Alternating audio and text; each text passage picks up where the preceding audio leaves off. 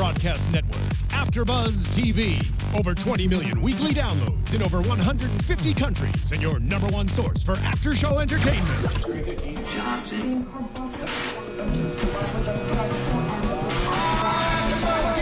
AFTERBUZZ TV, the destination for TV superfans. Producing aftershows for over 300 of your favorite TV shows, interviewing celebrities and showrunners, and bringing you behind-the-scenes exclusives. All thanks to E! Entertainment's Maria Menounos, producer Kevin Undergaro, and internet leader Akamai. Now, let the buzz begin! There's that intense music that we've grown to know and to love. Defiance, we are here at Season 3, the penultimate episode, Episode 12. Yeah. The Awakening. We are, like, so close now to the finale. But before we get there, I want to introduce the lovely man to my left here. Hi everyone, I'm Jesse Klein. You can find me on Twitter at JessKlein1. That's JessKlein, the number one. Because you are always number one. Always number one. And I'm Scott Moore. You can find me on Twitter at SMan80. That's SMan80. And don't forget to subscribe to the YouTube, the SoundCloud, and iTunes, and whatever else you can subscribe to. There's a lot.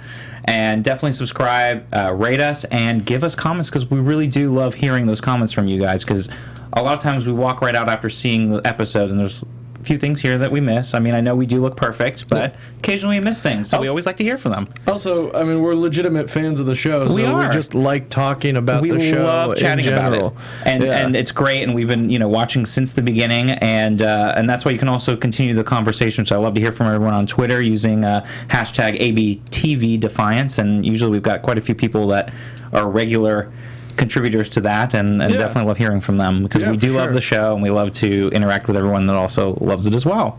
Yeah. So with that, we're here at the second to last episode already. The Awakening. The Awakening. And it was, we were just talking about this, but it was definitely, what were your overall thoughts? But for me, it was one of, if not one of the favorites of the season. I was genuinely surprised by the amount of gore we saw in this episode. I mean, we saw just full-on disemboweled people. Right. And, like, just remnants of bodies. Mm-hmm. And I was like, oh, man. Yeah, right. Oh, mech. That is, no one, don't hold me for that. I was like, that's a lot of gore. Like, I think this is like the most gore we've seen on SyFy. Like, it was really disturbingly gory. Yeah, it was kind of had that kind of horror feel to me a little bit in this episode. I mean, we had a few other episodes that kind of reminisced to me with that, when we had the beast attack and some of these other things and interesting camera shots, but it's still kind of going with this theme of nobody's safe this season, and continuing with this somewhat violent season that we've had to begin with overall, with a lot of the wars and battles with the different factions, and so it's kind of kept up with that really kind of very intense especially this season. This episode, a lot of my notes are just like, blank character dies, question mark? Right, like just me guessing whether someone's going to die or not. Like, a lot of my notes, like, maybe this person's gonna die. Like, it just fit this episode especially, and like that horror thing, especially at the end in the Macaulay's house. Mm-hmm. Like, they changed the entire way that they were shooting it. They changed the filter. They changed everything. Like, that was straight up just shot like a horror movie, and it was an awesome kind of payoff for the leading up of this entire episode. It really felt that end sequence was amazing, like really well done. That was fantastic. I mean, all the lead up, but then that nice little hang that we have to wait until next week. It's like, okay, all right, what's going on? But it was really, really good from the beginning. Again with Doc Yll being controlled. And what I found was interesting is that she's controlled, but I love that she still kind of has her personality. Yeah, they could have... And she still kind of responds like that she's being controlled, so it was kind of odd, but it's like sort of... Yeah, I think that's a really interesting choice, because it makes it hard to empathize with her. It does, because it's still like she's aware of it, but yet she still does it, and yet she also tells everyone else that she has to do. It's kind of weird. It's a really interesting choice because I think in other sci-fi shows and other times you've seen this in fantasy and sci-fi. Right. Like the person's always just like, yes, I will do what you say. And like you can tell that it's not exactly them. That their whole personality has essentially changed, or there's a lack of personality. But here it's like she still has her quips, her one-liners, her comedic kind of sense, and still sort of acts and actually says like, oh, I'm being controlled, and it's so I found a little weird, but well, it's very interesting. I think it's actually very accurate to what happens when people, like, you hear those stories where it's like someone gets a brain tumor and all of a sudden like they're the same person except for one very specific, like they just start becoming a bank robber. Like everything else is normal about this person. They act the same. They still love the same things. It's just now there's a part of their brain that's like, yeah, robbing banks is a good idea, right? And then they just start doing it. And I think that was kind of a very accurate way to kind of depict this kind of mind control, because even she was aware of it, and like we saw in earlier episodes her like trying to figure out a way to get it and like stop it, and the programming is such that she just cannot, like, right, she can't quite go all the way to do it. But I did kind of, I liked it, even though it was weird, because it sort of had, like you said, like an authenticity to it in a way. It's like you said, it's sort of that she has this one little issue, but everything else she's still the same person. Yeah. But it was still, I thought it was a different way of handling it, which was weird in sense in that way. Yeah. Because it was still like so much of her was still able to be herself, except for that one quite large thing.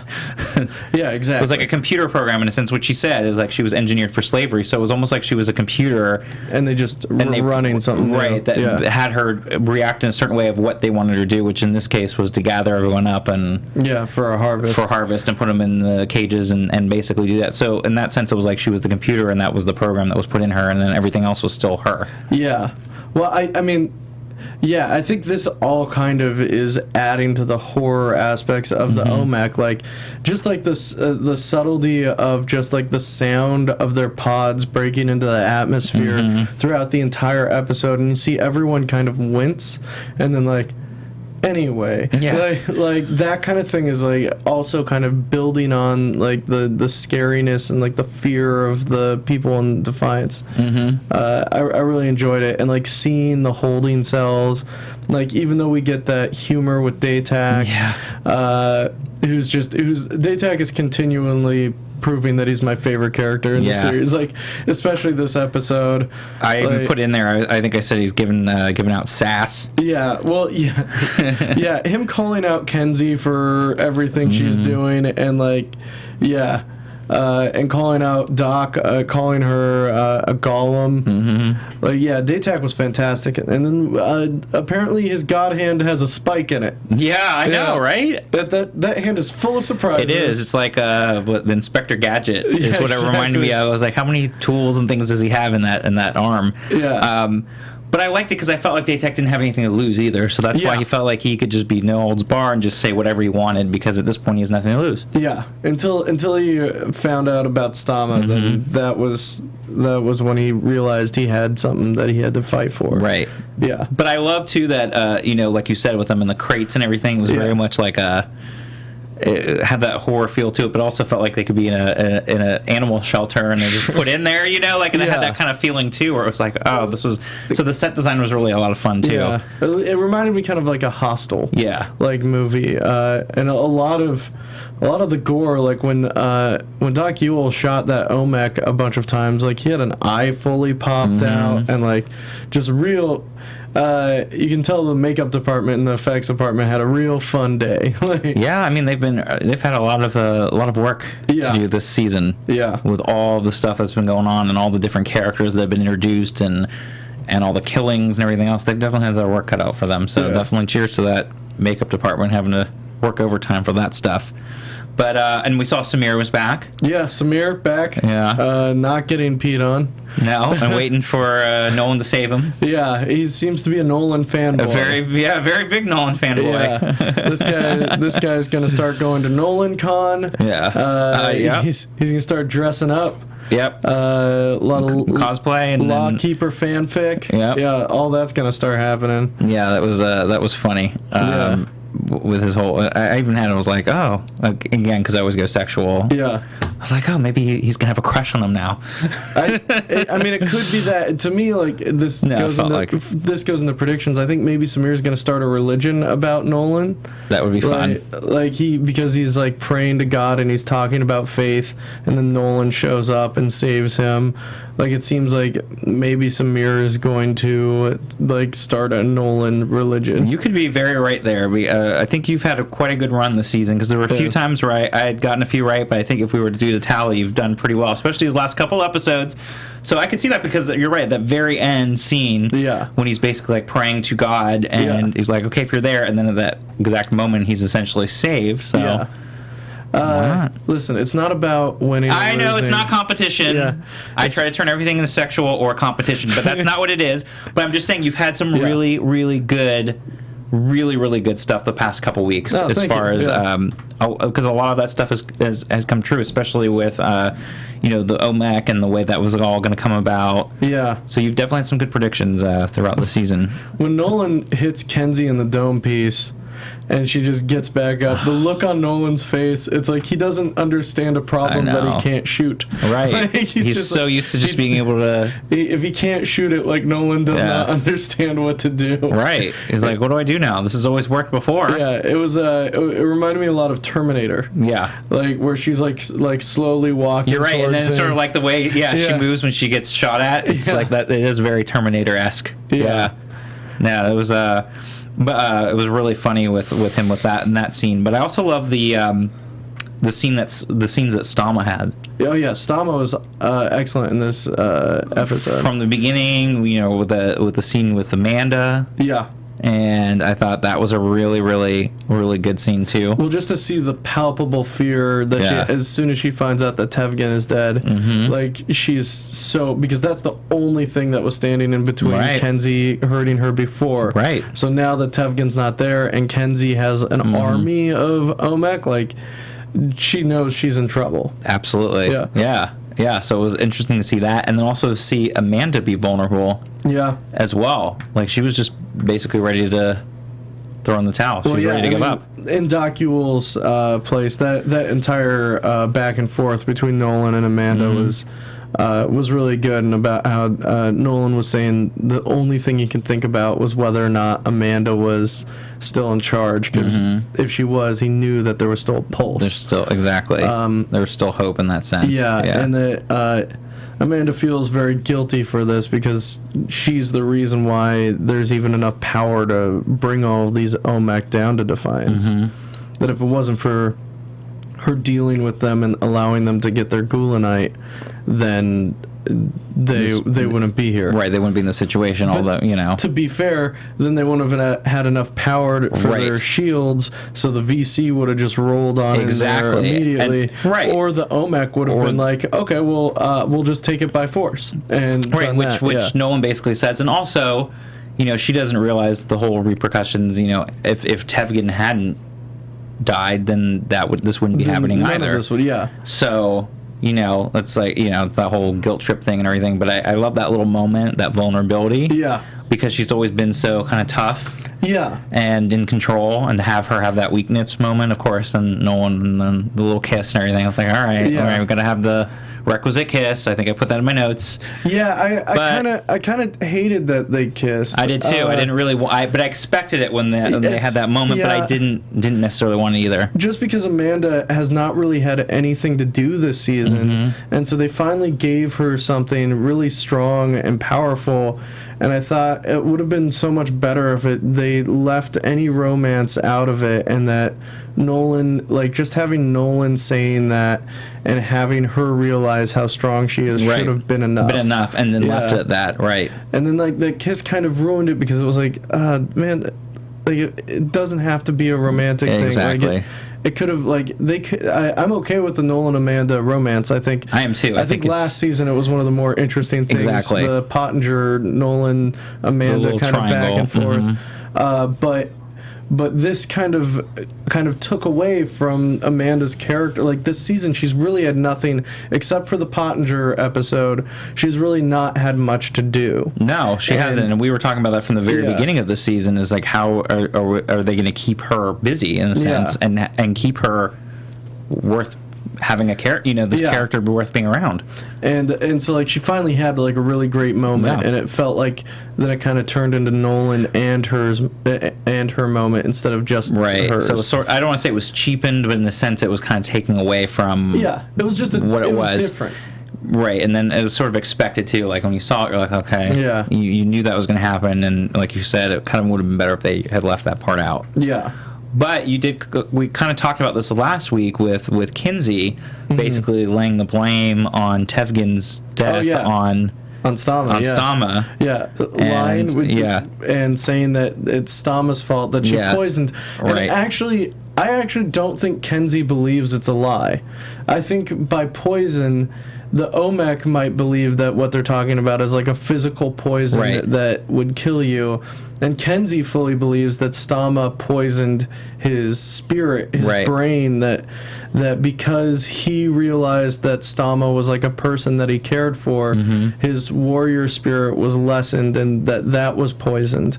So I don't necessarily think it was a lie because I think she believes 100% that Tevgen was poisoned, just not in the physical sense. Right. Yeah. No, I mean, that's a really good point of saying that, because I think she's always had this issue and that wedge when Stahma was in the picture, and then sort of his transition away from being the OMEC that was going to come down and battle and take control of this planet, and all the plans that basically he had been telling her and appeasing her all those years while they were in the spacecraft getting back towards finding life and finding this planet. And then he changed, and I think she did. She felt like he was poisoned, and he changed to a point of no return, and it ruined everything. And so it's a good point that you mentioned that, because in a sense he was in that way, even though she was actually the one that killed him, that delivered the death stroke. Right. I think she thought that it was at the time it was a kindness, that he was no longer this great warrior, and that the Tevgen she knew was already dead. And if she was going to be able to do what the OMEC were supposed to do, she had to have him out of the picture. And I mean, that being said, she's super screwed up in this episode. Of course. And I mean, she's been super screwed up from the beginning here, but we've really seen it get deeper and deeper and learn more and more as we've gone on this season. But yeah, I mean, she's really has, and again, for her to kind of warp that reality and now have the rest of the OMEC believe this and feel that they have to get revenge and everything to get them even more upset. Is definitely making it a challenge. And we kind of see that there's something about OMEC physiology that the act of eating another sentient species, like, you take its strength. And it's like these OMEC who are coming back from these deep sleeps are not as strong as they could be. Like, maybe a little bit stronger than Kinsey before she ate Tevgen's heart, but still not that strong. And that a few getting shot a bunch of times is enough to take them out. Absolutely. But now they don't have their food source that they had before, because Doc does the old turnaround, has to deal with it. I also really like I'll get back to that point. I realized I started a sentence in the middle of another sentence. It has to deal with it, and now they don't have any food. Like, that's a huge point. Like, they're now weaker than they were before. Like, Kinsey, the All-Mother, is proven to be not a very good leader. She is, and I was wondering too. I know one of them had called her Elias at some point. Is that like supposedly like the All-Mother? Is that some term of respect or endearment type of thing? On the subtitles, it was just OMEC All-Mother. So you didn't say it on my subtitles. That's why I was like, it said it was that. I'm like, I guess that must mean like All-Mother or something in their language. But I didn't get that extra special definition. I really like how they dealt with Doc Yll's guilt. I thought it was great because there definitely could be an entire 5 seasons dealing with her feeling guilty about this. But the fact that that Nolan was like, "Hey, we're in the middle of a war. We don't have time for that right suck now. It up, basically. So let's just keep powering through." And then to put an exclamation point on it, having the streak across the sky and light it up, and her being like, "Okay, yeah, it's intense time." But I did actually, even though the scene was quick and it had to be because of time with Amanda, Nolan, and Doc Yll, when Amanda realizes, like, okay, she's got this thing. What is this thing in her neck? And she pulls it out, and to see Doc Yll have that moment, and then she takes the gun, and then it gets her, which again was interesting, where it's like she just gives her the gun. Yeah, well, for a moment, I don't know about you, but I thought she was going to put the gun on herself. I did. That's why I was really concerned. I was like, oh my God, like, why is she just handing her the gun? Yeah. Like, again, it seemed kind of silly, like this whole over-trusting thing after you've just seen her react a certain way. And I like, oh, well, we pulled this thing out. I guess it's fine now. Let's give you a loaded gun. Like, it was just, it was odd. And I thought, oh my God, she's going to be so guilty that she's either going to turn on herself or something really bad. So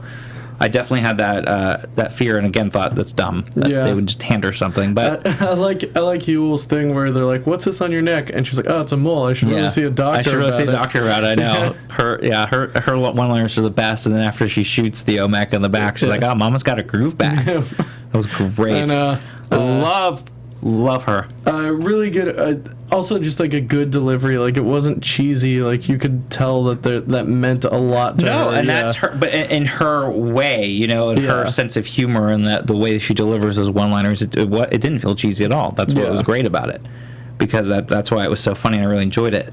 And also, my other favorite line of not with her, but going back to the Kinsey Datak thing, is when she calls Datak a smug piece of white meat. Yeah. That words have consequences. I love that line, too. That was pretty good. Smug piece of white meat was great. That's what Datak is. Yeah. And he's on the loose. Yeah. Datak's on the loose. He's basically killed one Omek, and has a spike in his hand. Yeah. And who knows what else. What else he has in that, in that Swiss Army arm. Just a Swiss arm. Swiss arm, yeah. You don't need to take the Y on there. No, it's just a Swiss arm. Drop the Y. Yeah.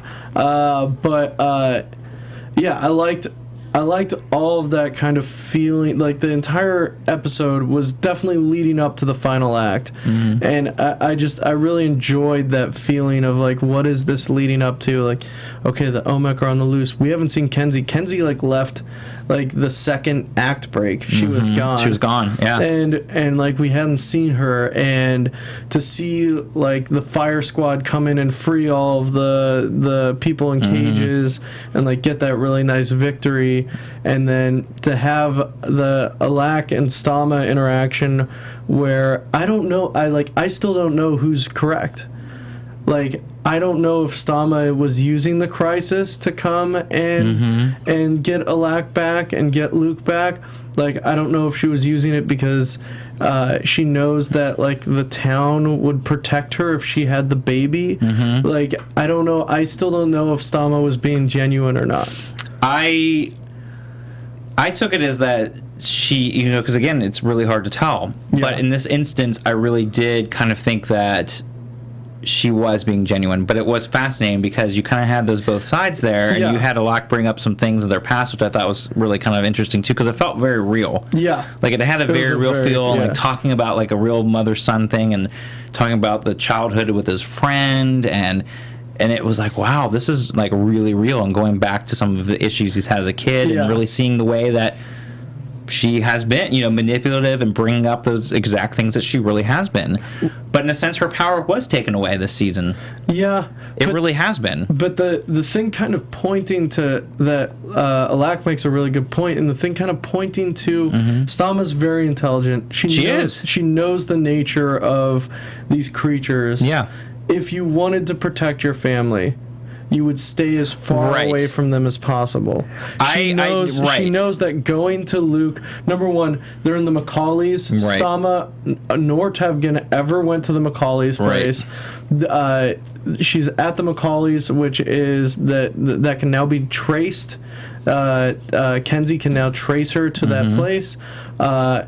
It's now a place that is no longer safe. No, I do get that part, and you did bring that up. Yeah. But at the same time, it was really hard because I still felt like someone with a child, it's like you would have the instinct that you want to go check on them and have, you I don't know, like, to me it felt like it would be hard to stay away if you knew they were out there, or to warn them, or whatever.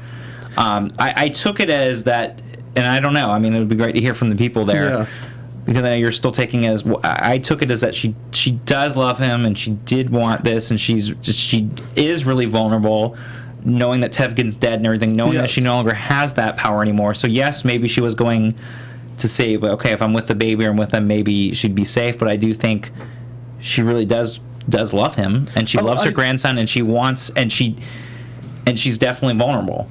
And that's different from before. I 100% believe that she loves Alak and that she wants to protect her grandchild. Yeah. I also 100% believe that Stahma knows that without Alak and the grandchild, the town of Defiance would turn against her. Yeah. And she really has nowhere else to go. Right. No. That's why she was going there as a last, kind of thing that she had to do. But yes, it is always about Stahma, and it still goes back to that, and I do agree with that. So there's a little bit of that, but for a while I felt like, I was like, wow, Alak is being really harsh, because now and I get where he's coming from, but she's having this moment, and I think she really has kind of reached rock bottom in that sense, and she just wants to survive, and she wants her family back, and I think she really was being genuine in that moment of trying to do it, maybe not in the right ways, but yes, that whole, like, oh yeah, you're right, like, of course, like, I was dumb. Yeah.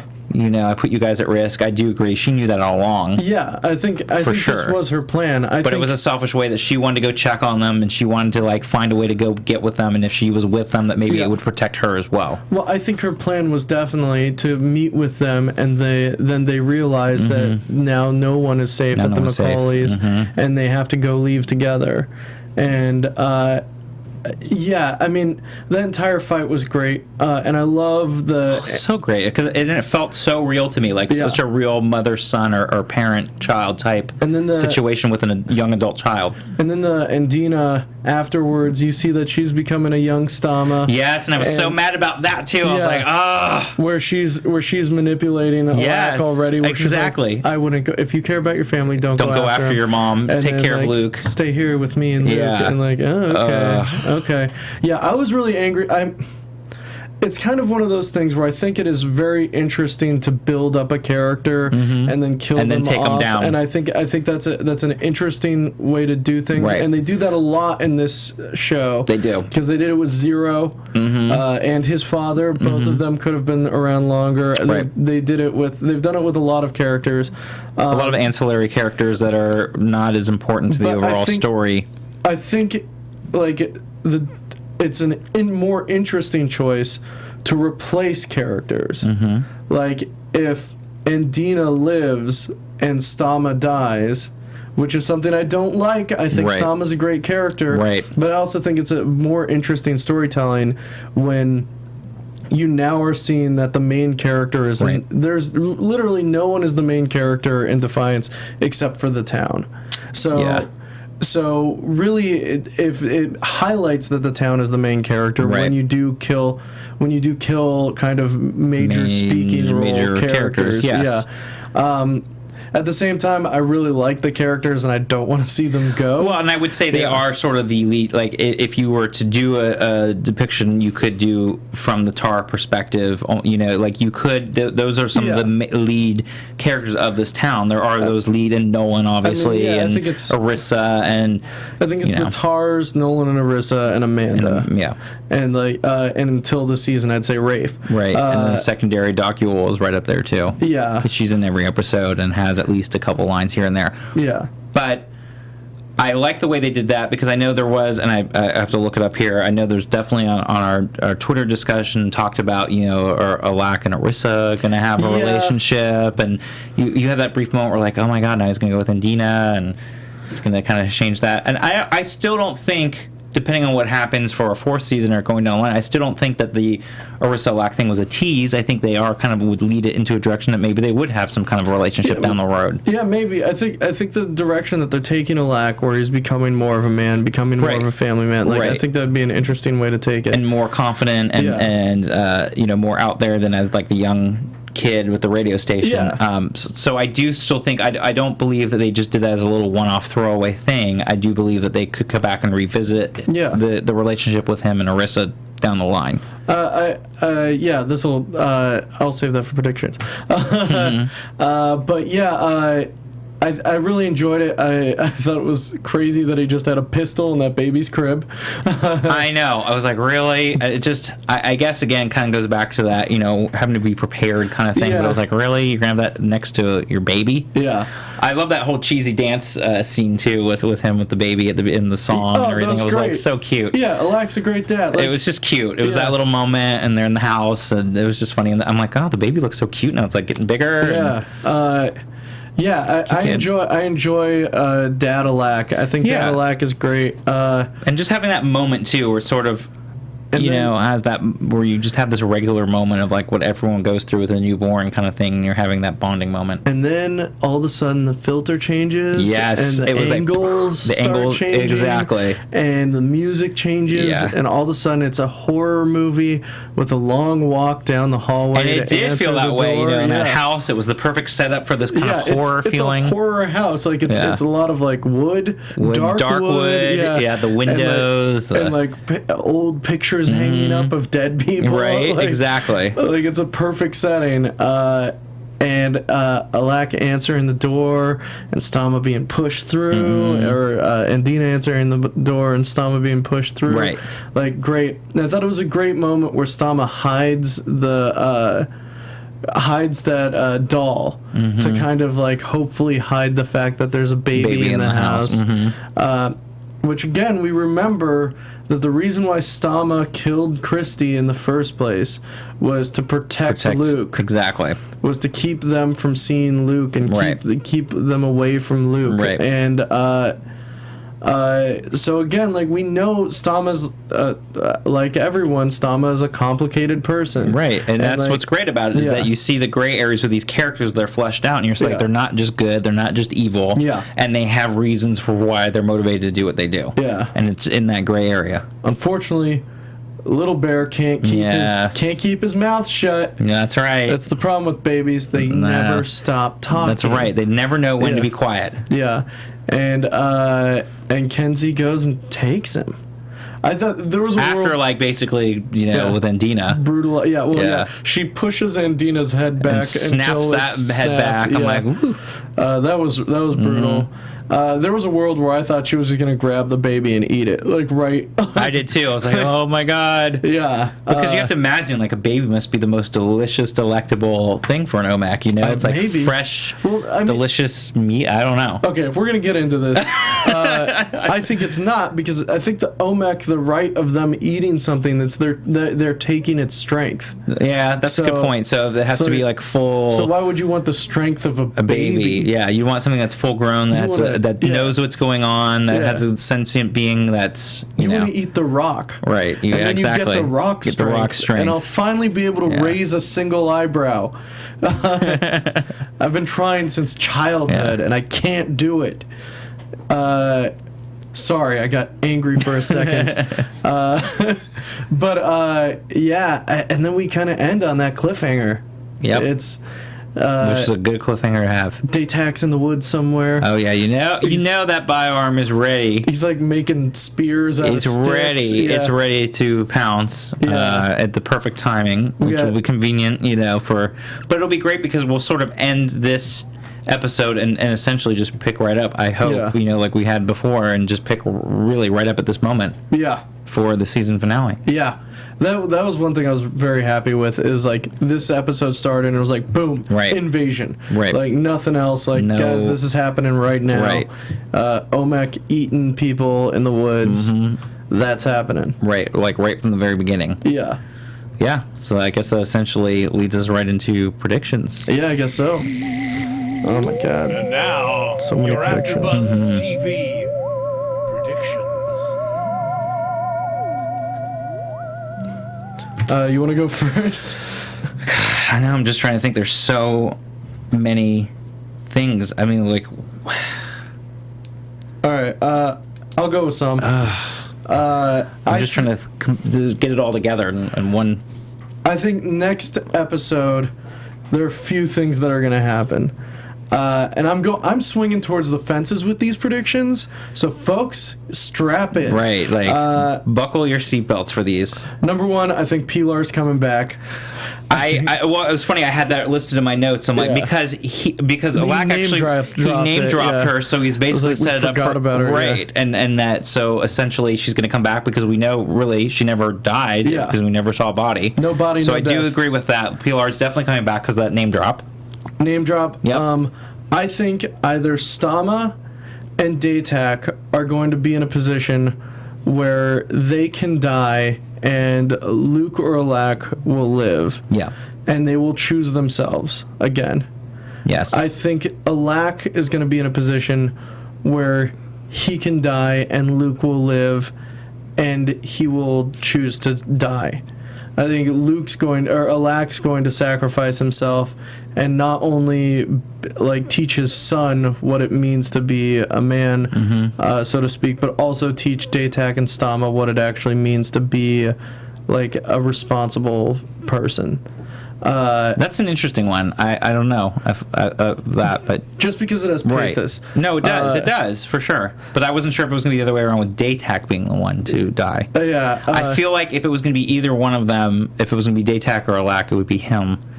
I think it would be Alak just because the God Arm is just a thing. No, the God Arm's fantastic, but I feel like as a way to kind of have that final, I mean, like he already did that earlier in the season, but with his son, I feel like it's a way of being able to kind of have that final. I feel like we've already had that story, though. We have, but if anyone, and that's probably because I don't want Stahma to die. So if I had to give up one of the two of them, it would probably be him. Well, and then I think it's possible because of the speech that Nolan and Amanda had. I think it's possible that Amanda dies. I do think that too. I think that she's the governor. Yeah, I think that she's not safe and that she could. And if any of those lead characters were to die, I feel like she would be first. I would, in a sense, I would want Alak to live just to be able to see his character continue to grow and learn that we didn't really get to have until this season. And so I'd hate to see him kind of taken away in that sense. So, and my own selfish one is that I'd want him to be around. But yes, if I was going to see anyone go away, I do think it could be potentially Amanda out of those lead people. I think Amanda, especially with what she was doing in this episode, if she died, and then Datak takes over as governor after Alak has sacrificed himself, that's an interesting setup for the next season. It is. And Datak and Stahma get a redo on a child that they can raise and raise him the correct way. And be actually like good parents towards him. So what is going to happen with Pilar though, in the sense that she would be in the picture as well? I think Pilar dies. So you're like, let's just get rid of Pilar. I think Pilar comes and saves someone, and then is immediately torn apart, killed. So say because then she's kind of in the way, so we have to have some resolution with her if that does play out. Yeah. And if you're right, I'm gonna go crazy. I'm swinging towards the fences. No, but I see a lot of it. But a lot of it makes sense, and it's sort of what I was thinking when I was watching this episode. Is that again, nobody is safe, not even these main characters. Yeah. And it'll be fascinating to see because I do feel like one or several of these main characters are going to die. Yeah. In this final OMEC battle here. Yeah. Because obviously to take down Kinsey is just I don't even know how they're gonna do that. Yeah. Since she's so powerful now. I can see the other OMAC and everything, but how are they're gonna deplete so many of their resources to kill Kinsey that it makes sense to me that some of these main characters are gonna have to go. Yeah. And I think maybe the VC shows up and they see the OMAC and maybe Nolan kind of gets I mean, there's still that kind of in the background. I don't know. I think Nolan maybe gets a pass from them because he helps kill the OMAC. Like maybe just to resolve, like tie that up in a bow, or maybe that's next season. No, but that would be nice if they could have that somehow have a resolution, or they realize, or somehow he saves one of them while this is going on with the OMAC. So there's so much, and I'm trying to like put it all together because I had a bunch of notes here, but I'm like, I don't know. I mean, it's because there's a lot of times where it's gone in such a different direction, and how they're going to wrap all this up on a season to me that's taken such a turn from the previous seasons as far as raising up the levels of intensity and killing off anybody at any time, and having so much action going on this season that it's really hard to imagine, to me, who's safe or not and how they're going to wrap up the season. Yeah. Because it feels very much like it's very intense and that could end really, really crazily,